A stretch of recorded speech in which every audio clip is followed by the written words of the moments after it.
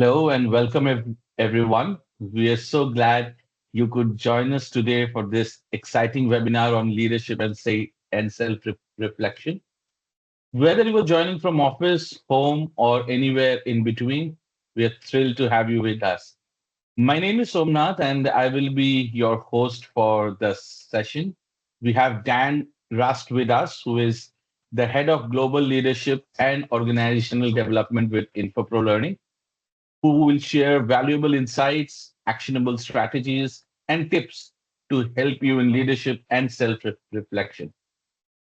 A few housekeeping details to keep in mind. This webinar is hosted on MS Teams. So if you have any questions or comments, please feel free to use the chat function anytime. If you would like to ask question directly to Dan, please use the raise hand feature. We will unmute you and you can ask your questions live. Also, a reminder that this session is being recorded and we'll be sending out the recording very soon. Don't worry if you miss anything. And over to you, Dan. Perfect. Okay. Well, welcome everybody. We're going to get started. We've got a lot to cover in a relatively short period of time, so I'm going to jump right in. Somnath, can I confirm that you can see my screen? Yes, I can. Okay, excellent. And if there are, questions that pop up or commentaries that are shared in the chat, Somnath, if you could, because as you Yes, know, sure. sometimes I just get going and then Yeah. I don't notice that a hand is raised or I don't know that a question has been asked. So let me Yes, I'll be there. briefly introduce myself. I am Dan Rust. I'm head of Infopro's global learning and leadership development practice. I have, over the last 20 years, spent a lot of time engaging with individual employees and leaders in organizations in discussions regarding their experience of the modern workplace. A few years ago, I was lucky enough to have HarperCollins publish my book, Workplace Poker, and that's a book focused on um, ethical and positive ways to navigate the corporate world, to navigate office politics, for lack of a better phrase. And when that book was published, it opened up a lot of new conversations. I had a lot of people reach out to me to discuss, issues, challenges, whatever, they might be experiencing. But I do feel that because of my role today, where I have conversations every week with leaders about what's happening in their businesses. I was just doing a review of 2024, and over the last 12 months, I've had over 500 conversations with leaders about various aspects of their organization and development needs within their organization, as well as all the individual conversations from employees. So I do feel like um, I have a unique finger on the pulse of today's work environment and what it means to leaders. And we're going to talk about that today. And and how employees are wanting more, hoping for more, expecting more from leaders.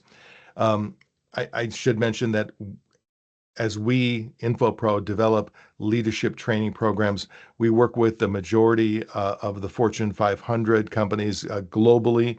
So we have a broad range of organizations that we work with in a broad range of industries and markets. Um, and we have a wide library of over 60 leadership development courses on a range of topics that hit on virtually every aspect of leadership development, from emerging leaders to mid-career leaders to senior leaders and everything in between. And the only reason I mention all of that is as a way of emphasizing that leadership development is is what I spend my entire professional life focusing on and engaging on. So what we're about to share with you over the next 55 minutes or so is not theory. It's not interesting ideas. These are practical, proven approaches to leadership self-reflection that we know ultimately result in more impactful leadership at every level of a business. So what I'm about to share with you is relevant if you are a frontline supervisor in a manufacturing organization. It's relevant if you're a C-suite executive in a high-tech organization. The questions you might ask of yourself might vary. Other things might vary, but the principles that we're going to cover are absolutely universally relevant. And when I talk about self-reflection, this based on my observations and conversations with leaders, this is what I would consider to be the optimal self-reflection cadence.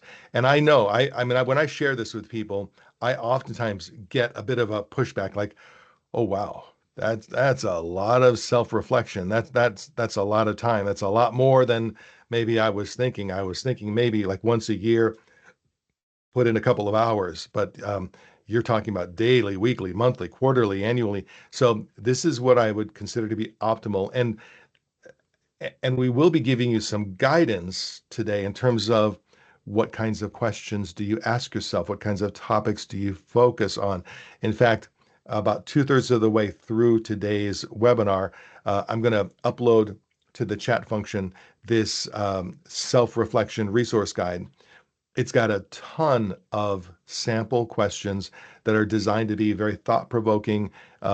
And so when we talk about, for example, in this cadence, um, having a reflection in the morning and a self-reflection in the evening or at the end of the day, within this resource guide, we've got some specific morning questions, afternoon or evening questions. So, but I want to hold off on uploading this because I just want to avoid situations where everyone is now opening this up and reading through it while Dan is talking. So but we will upload it at about the two-thirds mark. So if we're really going to focus in on productive self-reflection, we first have to ask ourselves about the environment within which we are leading today, as opposed to 10 years ago, 20 years ago, 30 years ago. This is not your father's work environment, your grandfather's work environment. And one of the things we know is different about today is just the speed, the complexity, and the volume of information that's flowing at us every single day. The amount of email messages that you receive, the amount of chat messages that you receive, phone calls that you receive, people who need to meet with you, people who need to pull on your time, and the same is true of the employees that we lead. So the people that we're leading are also overwhelmed by this massive flow of information. Now, because it's increased over time, it seems like we've somewhat gotten used to it. We've got a sense of, well, this is just normal. It's normal to wake up in the morning, go to my desk and see, 80 emails or 50 emails from overnight. And so sometimes we forget how different this is than in the 70s, 80s, 90s. Our world really has changed, and it's one aspect of leadership self-reflection to really understand deeply what is it that my people are going through? What's the work environment like for them that they're experiencing? And information overwhelm is just one aspect of that. Another is the fact that we have these phones with us 724. Again, it feeds into the amount of information flow that's coming at us, the entertainment flow that's coming at us. Um, we have news media, we have commercial media, we have business media, and we have social media. And it's all intertwined. So sometimes what feels like social media is actually commercial media. What feels like news might actually be commercial. And so again, being able to discern which is often challenging for people. And I mention it simply because it's one aspect of today's work environment that absolutely affects the way we interact with the people that we're leading. In addition to information, there is misinformation. Again, social misinformation, commercial information, news misinformation, and discerning between the two, information and misinformation, is very, very challenging. And the truth is that today, um, The amount of data flowing into the brains of the people that we lead is dramatically greater than 10 or 20 years ago. So it does affect who do they need us to be as leaders. But beyond information, we also, we've been talking about globalization for decades. In fact, we've been talking about globalization since the 70s, 80s, and then really in the 90s with NAFTA, and then even more so in the 2000s.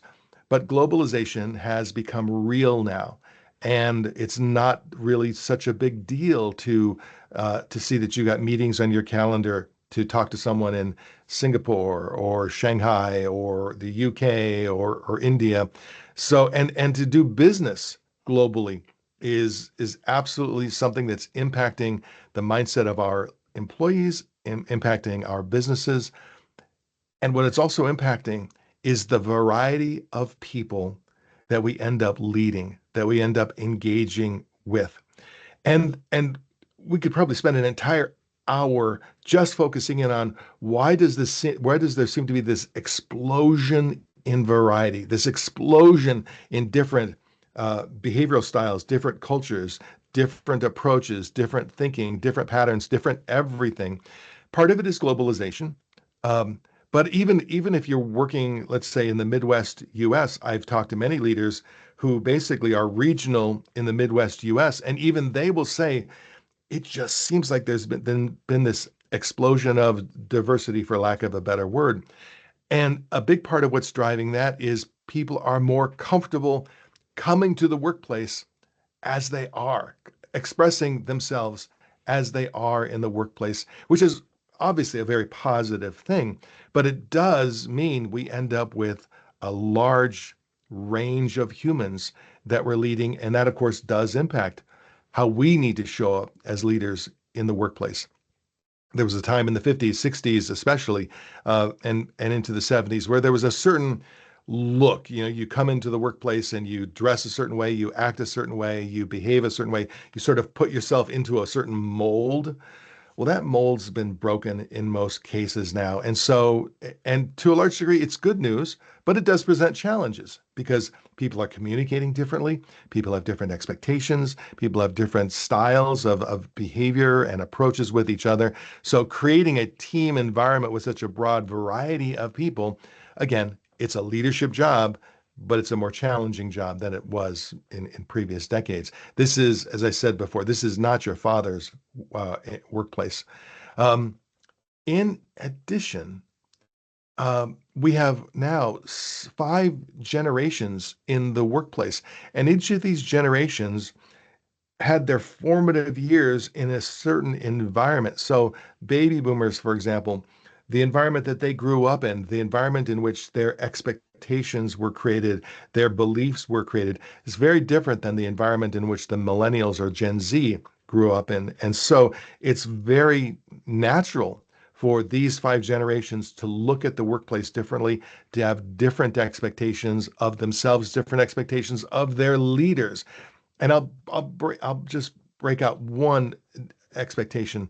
Baby boomers tend to come to the workplace with an expectation that if I have a new job, I will trust that the leaders know what they're doing because they're in a leadership position until they prove otherwise.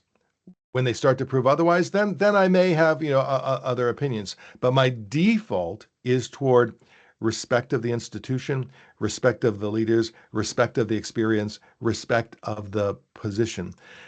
The default of Gen Z is virtually the opposite. For Gen Z, it's, hey, I come in with a bit of cynicism. I come in with a bit of doubt, and it's really on you to prove to me that you are capable, to prove to me that you are qualified, to prove to me that the company is aligned with my values. And I know I'm speaking in broad generalities, but this it's a dramatic difference. And in fact, then it can create challenges if you've got baby boomer leaders with Gen Z employees. But we're also seeing now millennials taking on leadership roles where millennials are, in fact, leading baby boomers, which again creates its own challenges. So the presence of all of these various generations in the workplace is another difference, another variation that ultimately is creating unique challenges for us in the workplace. In addition, we have the remote hybrid work environment that many of us are now working in and living in. And even in office environments where people have come back to the office, one of the behavioral differences that we are seeing is that many people adopted certain behavior patterns, certain workplace patterns when they were working remotely. And now that they've come back to the office, they actually end up maintaining some of those behavior patterns. I had one leader say to me, we brought everyone back, we required everyone to be back, but now they're basically cocooning in their offices, cocooning in their cubicles. He said one of my teams actually just had a Teams meeting, a virtual meeting, but every one of them is in the office. Every one of them is in their cubes in their own offices.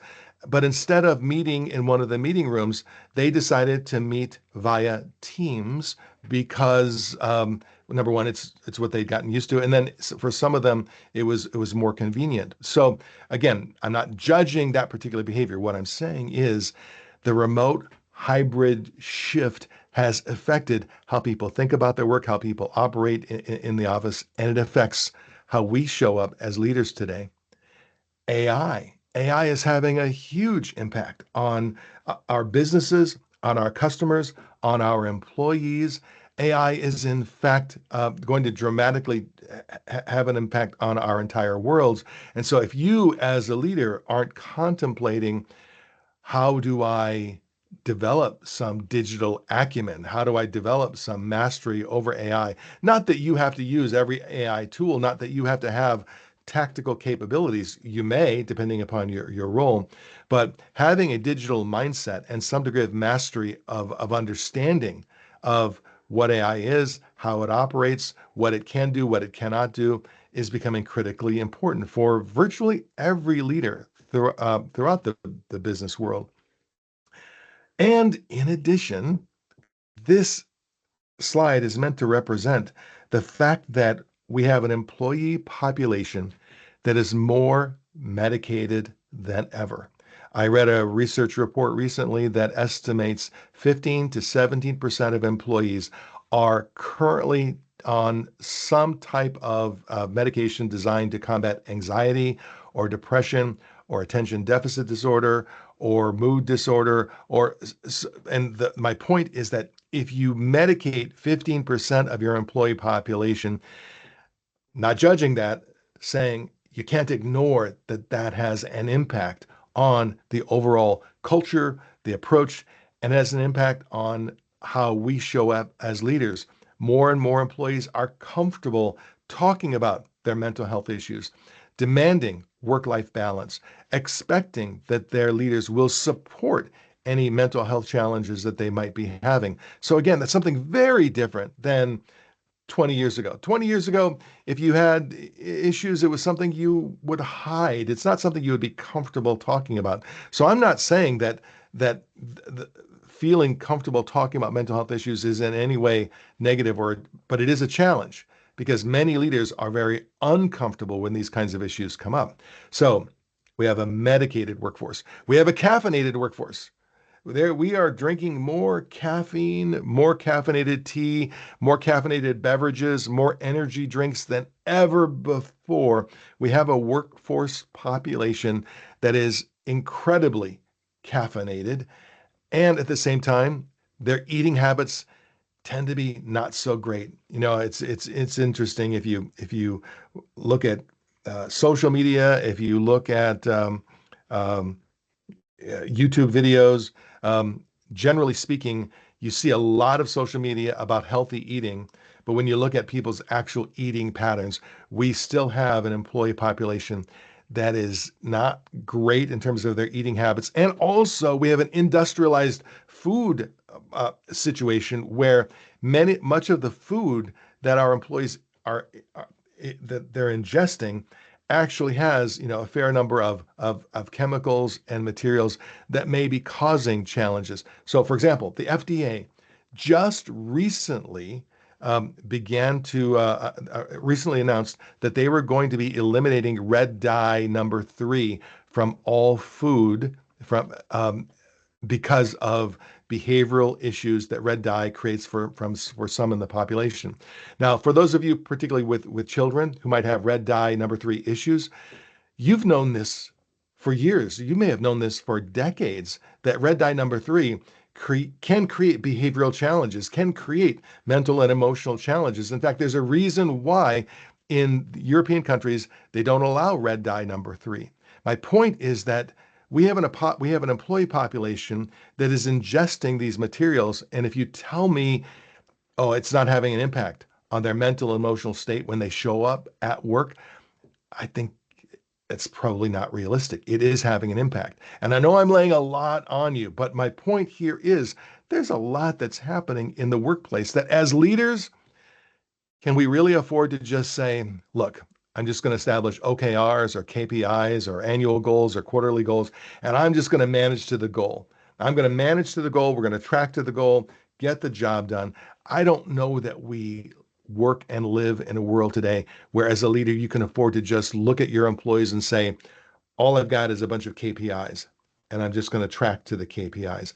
We've got humans, we've got people who are going through real challenges. And to be effective as a leader today, I think you have to acknowledge the challenges your humans may be having. And it's interesting after all of this, people seem to be more tired than ever. No matter how much, it's like there isn't enough caffeine, there isn't enough green tea, there aren't enough energy drinks. So employees are reporting that they are in some cases depressed or having low energy, low motivation, low engagement. Um, and so I'll step off of my high horse about this for a moment, but I want to share some actual data with you because it feels like, the old story of the how do you boil a frog? You put in a pot of cold water and then you slowly turn up the temperature. It feels like the temperature of these issues has been raising and raising and raising year after year to the point where we haven't really been thinking about it because it's been raising so gradually. But let me just share a couple of data points with you. There are several surveys of employee engagement and employee attitudes that have been done consistently over the last 24 years. And when you look at the 20-year trend, and this is a graph showing employee perceptions of the ethics of their leaders and the authenticity of the leaders that they report to. This is not a survey of political leaders, it's a survey of day-to-day business leadership. And you can see the trends. Clearly, the trends are not great. Employees are perceiving leaders as being less and less ethical and less authentic. Let's take another part of that survey. When employees are asked about their general sense of certainty about their lives, certainty about their careers, and also their attitude of optimism versus cynicism. Cynicism is on the rise, uncertainty is on the rise, and this is a 20-year trend. It's actually a 24-year trend, but I'm just showing you the last 20 years. So there's no doubt that over time, something's happening, something's shifting in the mindset of our employees.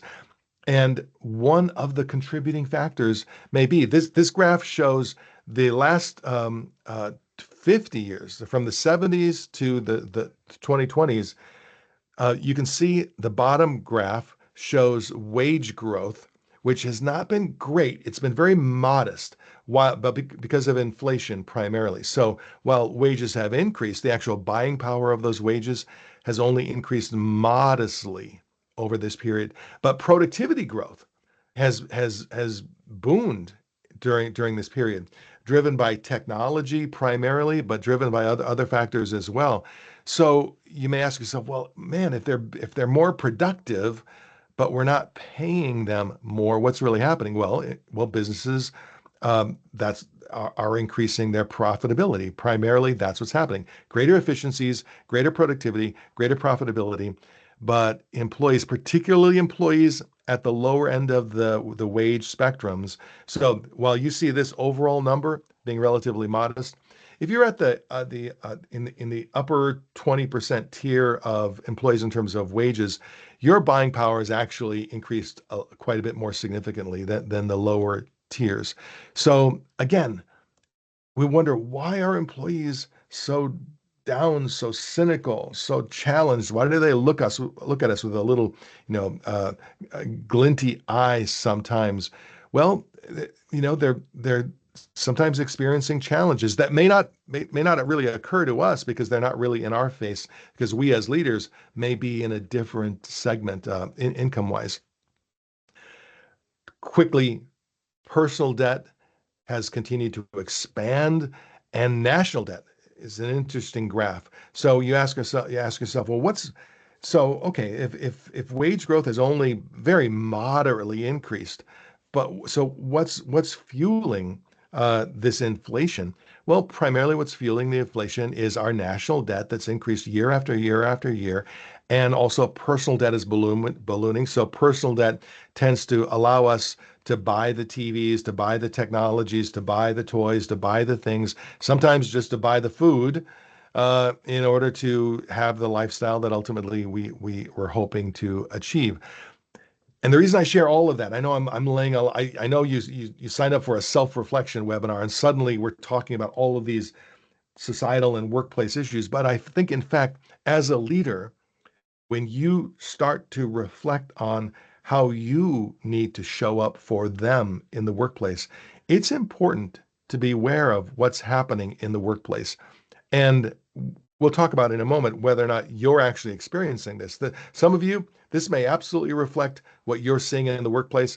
Others, maybe not so much. I have leaders who will say to me, I don't see it. Everyone is happy around me. Everyone is motivated and engaged and working hard. And we'll talk about that in a moment. But again, this temperature seems to be rising and rising and rising. And so as that temperature rises, there's another factor that we see in the workplace, which is nobody wants to do the grunt work. Sometimes they will because they have to. Sometimes they will because they have to pay the bills. Spoke with a young man about a month ago who works in an Amazon warehouse. And he said to me, this is not what I envisioned myself doing when I graduated from college. And he said, I've got X amount of dollars as student loan debt. He said, I have a degree in marketing, but he said, getting the kind of job that I want to get in marketing, he said, I can't do an internship. I have to make money. And so he's working in an Amazon warehouse, and he thinks he's being paid relatively fairly for the kind of work that he's doing, but he doesn't want to do this kind of work. He's doing it out of necessity. But he said the biggest challenge for him and his coworkers is that they are they are treated in a manner where their productivity is so closely watched. Their workload is so closely watched. He said it is very dehumanizing to be treated like a grunt worker. And then he said, then the cherry on top, the icing on top of this is I come home at the end of the day and I'll scroll through social media, and boom, there I see, oh, there's Jeff Bezos's $600 million yacht. Oh, there's the new hottie that he's spending time with. And even after going through his divorce and losing half of his money, he's still one of the wealthiest people in the world. And the young man said to me, I don't begrudge wealth. I don't begrudge success. Certainly, I'm glad for the opportunity, and at the same time, it's kind of grating, kind of grating. And so I think that the presence of social media is creating a challenge where perhaps there's always been income inequality. Perhaps it's always been for since the beginning of time. The rich have lived different lives than the average and below average, but it's never been so much in our face. So if we're asking ourselves, what is driving all of this cynicism? What is driving all of this doubt?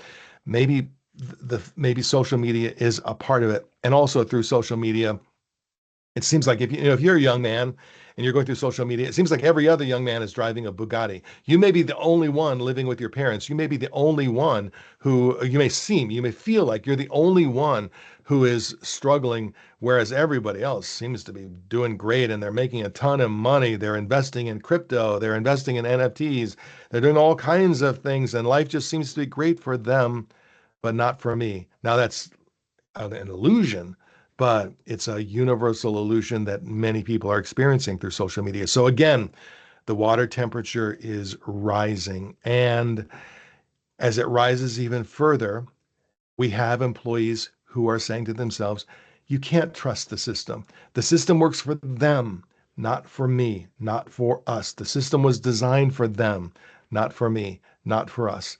And so, if you don't trust the system, and it seems that you're being taken advantage of by the system, you're going to feel a bit of anger. You're going to feel a bit of frustration. You're going to feel like you want to lash out.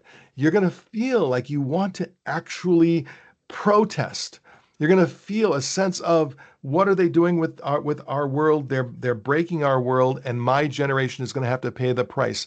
So these younger generations, they're aware that the national debt has just ballooned to over $30 trillion. They're aware of many of these factors. Social media is making them aware of many of these factors. And even if it's dialing up beyond what's reasonable, even if it's dialing up beyond what's accurate, it is creating a mindset. And if that mindset, as it continues, let me just remind you of recent current events. We had a young man step from behind a vehicle in Manhattan and shoot and kill the CEO of United Health Group. And fascinatingly, that young man in throughout social media was celebrated by many people. And I'm not saying that this is the attitude of everyone that you're leading. I'm saying these attitudes prevail. These attitudes are prevalent. And so we can't ignore that this is an anger level that's building up, a cynicism level that's building up. And in many cases, what's happening is employees are saying, I don't know what direction to take my career. I came out of college with one thing in mind, but the moment I hit the workforce, it's not working out exactly the way I expected it to work out. I'm not making enough money to be independent the way I'm needed. I wanted to be independent.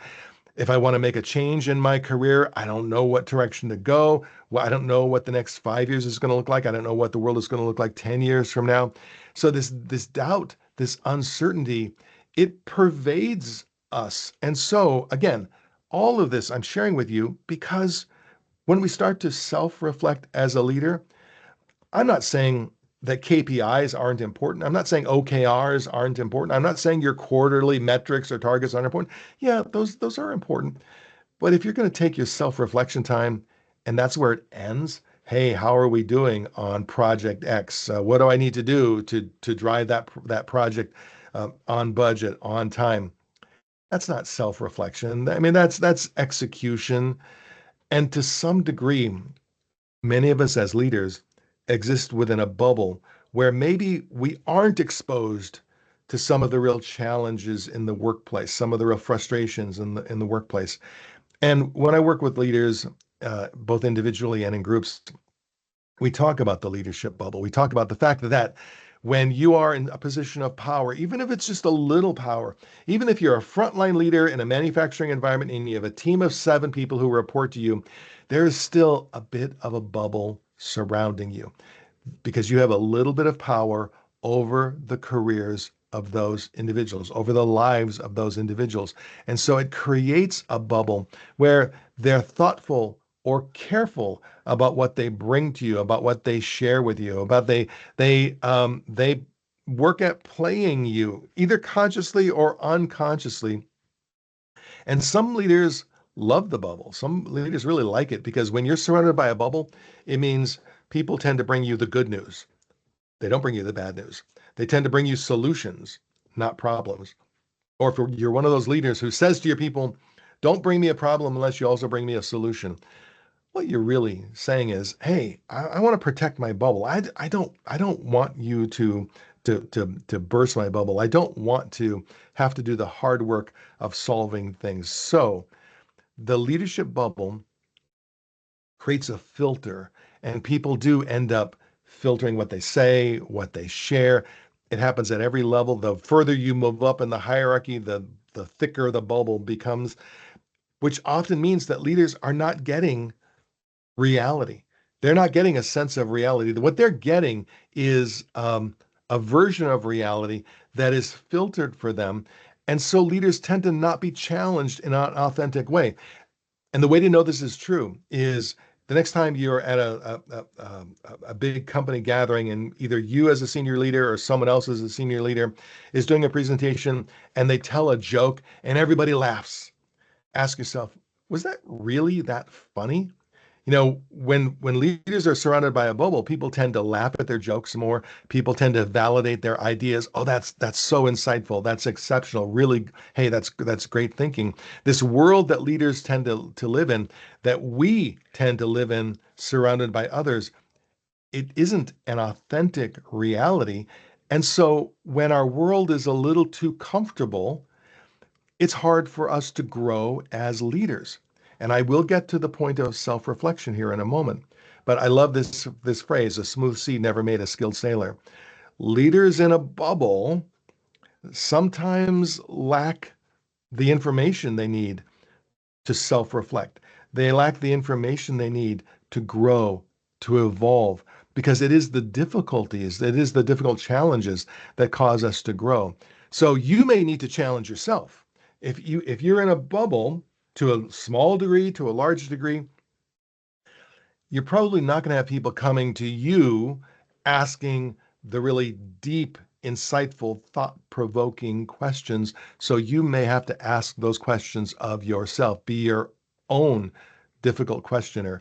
So that gets us. And the whole point of all of this is that as you go through the self reflection questions that I'm going to share with you in this document that I'm uploading, it's a lot, and I'm not saying anybody should race through the document and go question one, two, three, and move your way through as rapidly as possible. Each one of the questions in that document could be something that you focus on for a day, for a week.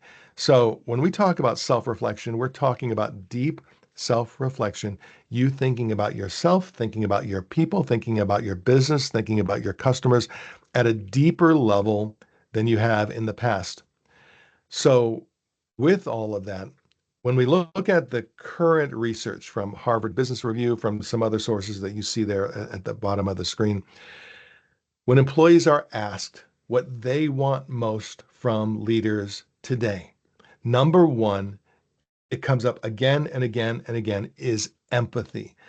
I want a leader who sees me, who appreciates me, who understands me and my life and has empathy for me and my life, and emotional intelligence. Flexibility and autonomy. I want a leader who trusts me to get the work done, who trusts that I will put in the necessary effort, who trusts my talent. They're looking for career growth and development opportunities, particularly younger employees. They're looking to grow their careers, but even mid-career employees, they say to us they don't want to flatline. They don't want to just stand still. They want to continue to grow throughout their career. They're looking for recognition and appreciation. And it's amazing. We spend billions of dollars on employee engagement initiatives, and still employees will say they don't feel that their efforts are recognized or appreciated to the degree that they feel they should be or that they want them to be.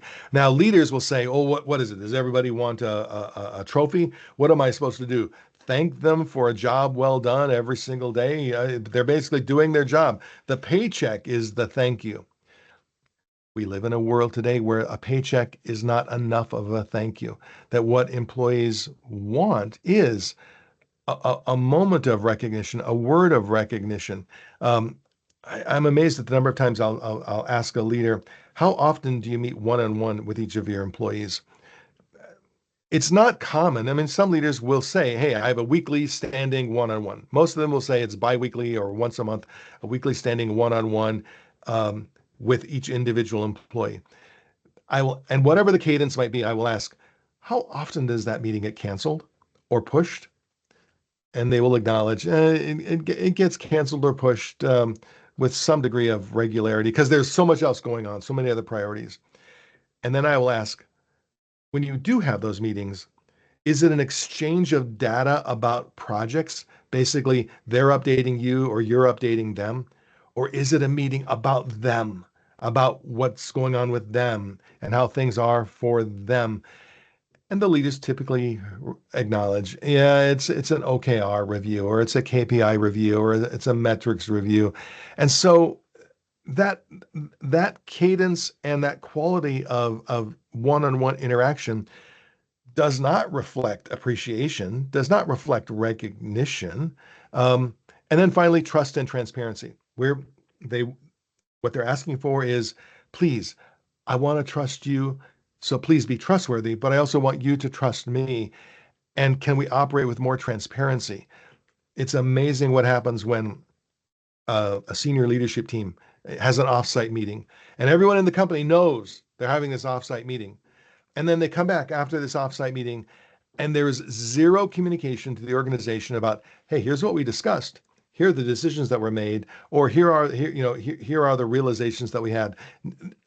Zero report out.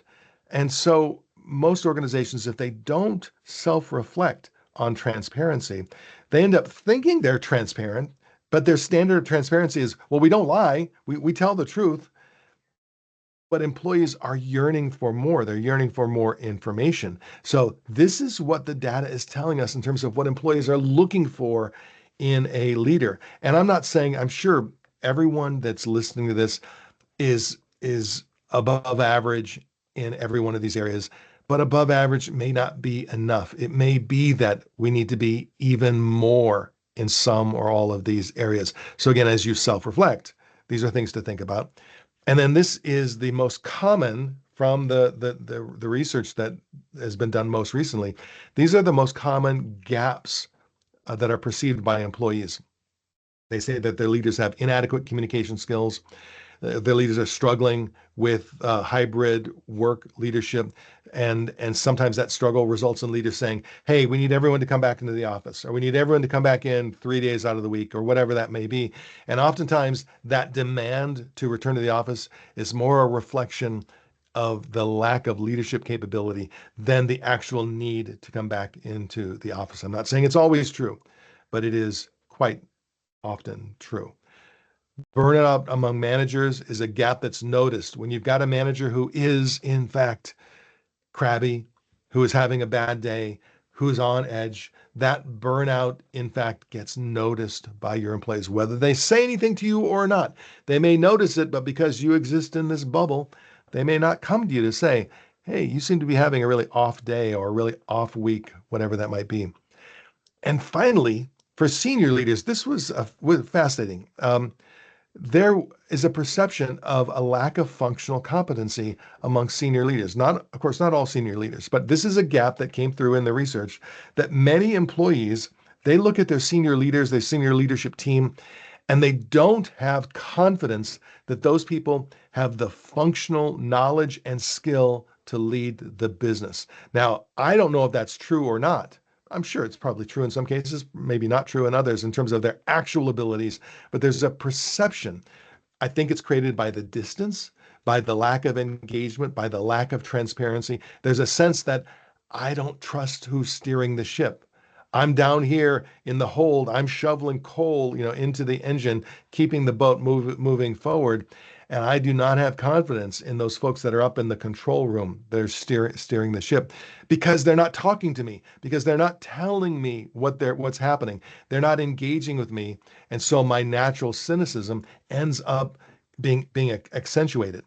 So, with all of that in mind, when you ask yourself, well, then, So then, yes, I'm sorry yes, to interrupt you. Then we have one one thought from Eric Powell, who says that self reflection has to not only be deep, as Dan says, but also needs to be honest and truthful. Sometimes the truth hurts, but that only helps the healing process to improve and do better. Eric, huge, and I think that if your self-reflection doesn't hurt a little, you may not be doing it right.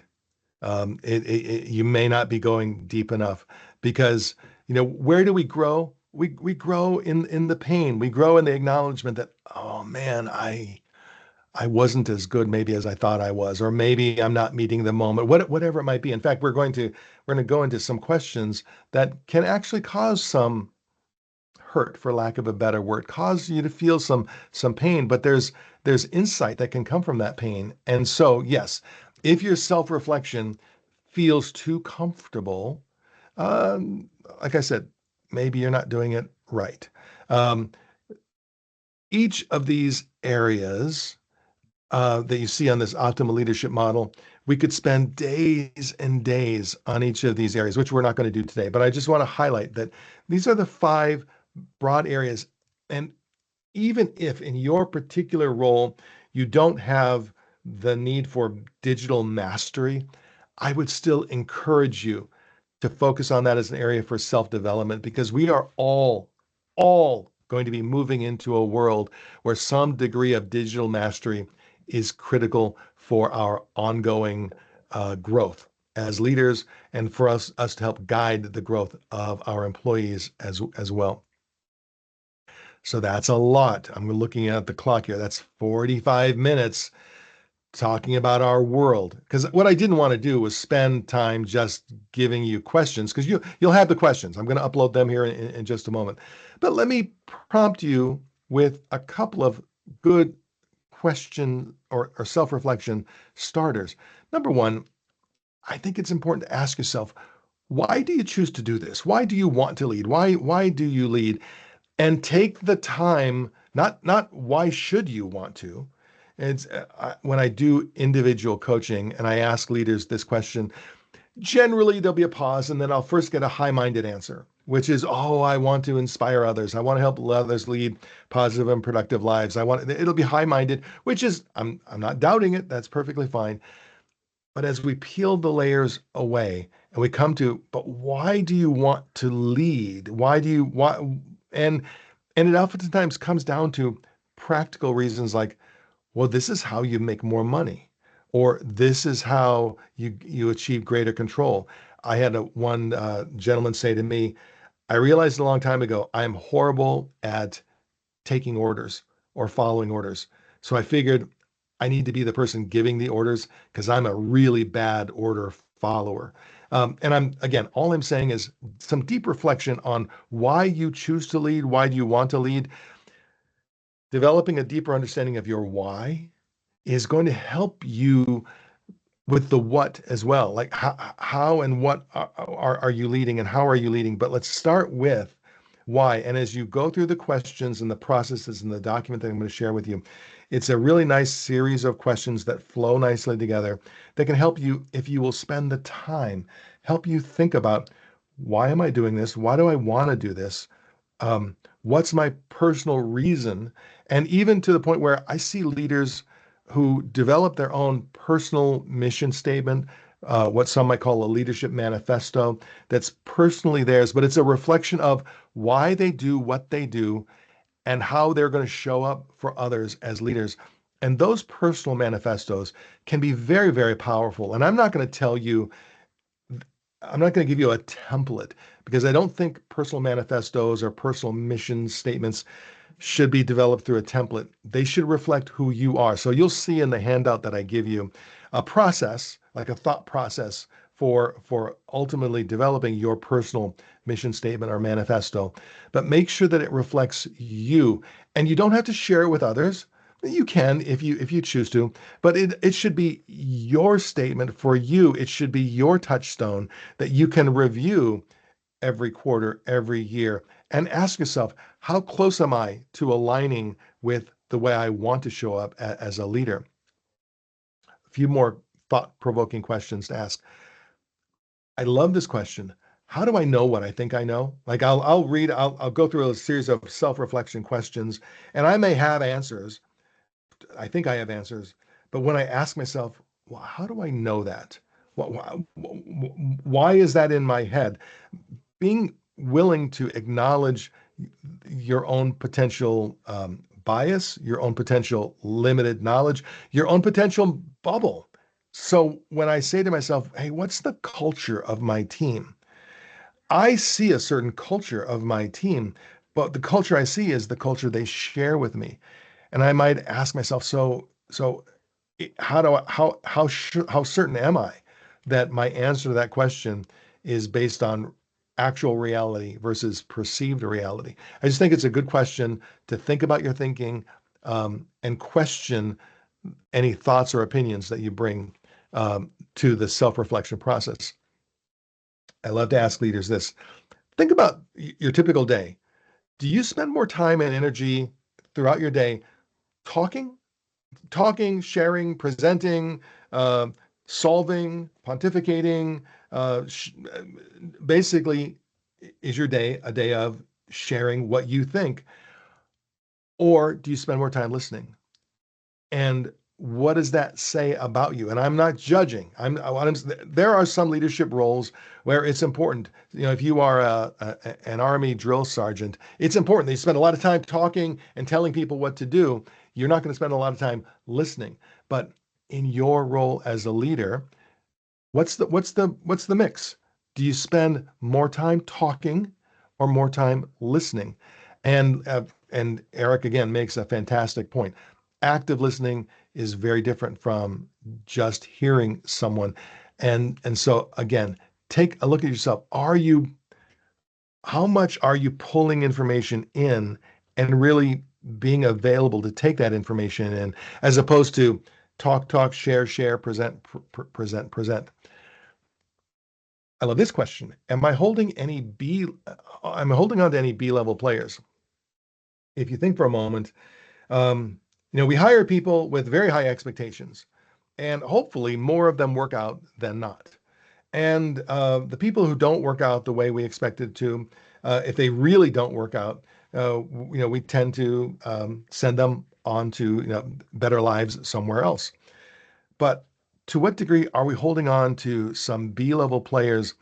They're not so bad that we want to fire them.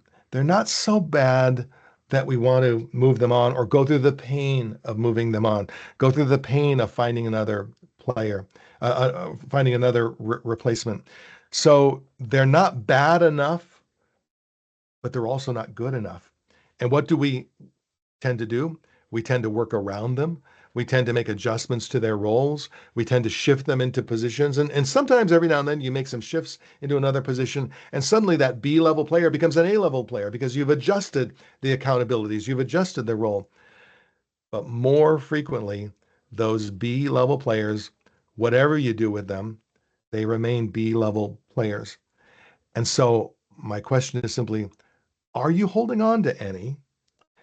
Are there any of them where if they came to you tomorrow and they said, "Hey, I've decided to move on. I found another opportunity somewhere else," and they leave you, would you actually breathe a sigh of relief and say to yourself, "Oh, this kind of opens up some opportunities now for a new person in that role"? And I'm not saying you should or should not fire those people or let them go. I'm saying you should think about it. You should reflect on it. Am I holding on? And what does that say? What does that say? And be cautious about validating yourself. Be cautious about saying, well, I'm holding on because the trouble of replacing them would be so horrendous or so challenging. Possibly. But again, something to think about, something to reflect on. Um, this, I had a senior leader share this question with me. He asks himself this question every year. He goes through a very thorough self-reflection process. He's got a series of questions. And one of these questions, he says, if I was replaced tomorrow, what decisions would the new leader make that I've been avoiding? In other words, someone else or a new regime came in, what changes would they make? And he said what it forces him to do is to think about why he's not making those changes. And he said sometimes there are very valid reasons, but a lot of times it's just fear of the potential pain, fear of the potential disruption. Or he said sometimes it's fear that my reputation would be hurt. So the new regime or the new person comes in, they have no, for them, this it's all a new game. So they're able sometimes to make decisions. Sometimes they're able to see things. Sometimes they're able to advance things that the previous person or regime wasn't able to do. So mentally, practice firing yourself and seeing what would that look like. And it may cause you to have a little more urgency around some of the changes that someone else would make. Maybe those are changes that you should consider. Again, I'm not saying you absolutely should. I'm saying it's part of a self-reflection process. And then I've got some questions here. I'm going to actually go ahead and in the chat, let me upload to the chat this document that I created, which it's, again, I want to be clear. It is not meant to be a read through where I'm going to just go through. Um, I have to change my permissions. Here, let's share it. And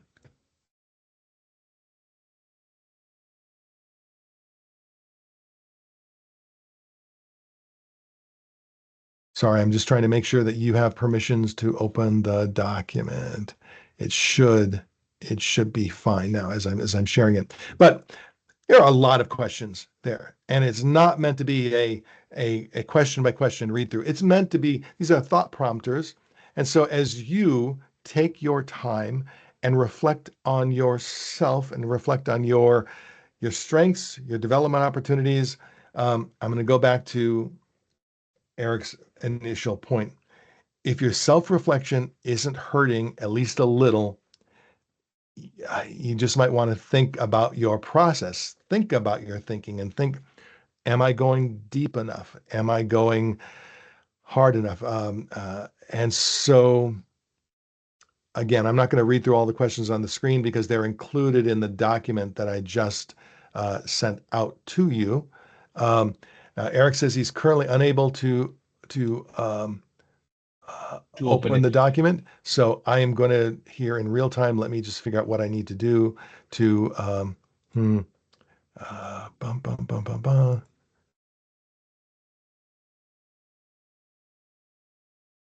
Do, do, do. So Somnath, any guidance on how to make this Yes, document shareable? yes. Oh, hold on. I'm just making a PDF copy of it, and I'm sharing. Well, and I just changed the settings. So Eric, thank you. And if you could try to open it again and let me know if now you're able to open it, that would be fantastic. Because I changed the settings. You don't need to have an Infopro Learning email to open it now. Let's see if that works in real time. So I would say um, when we talk about self-reflection, uh, it's it's important that we drive each of us an individual process that works for us. You know, you are the expert on you. You're the expert on your life. You're the expert on your capabilities. Sometimes it's interesting, you know, our families can help us. Sometimes our families see a part of us that our workmates don't see, or maybe they all see it, but our families are more comfortable sharing reality with us. So um, I think Somnath is uploading a PDF version Yes, of that. Um, I yes. see the I'm doing little it right dots away. happening. So let's do this because I think the best use of our time is just to make sure that we've got this successfully. I see that you're typing Somnath. Let me see. If someone could attempt to open it and just confirm that they are able to open it. Duh, duh, duh, duh.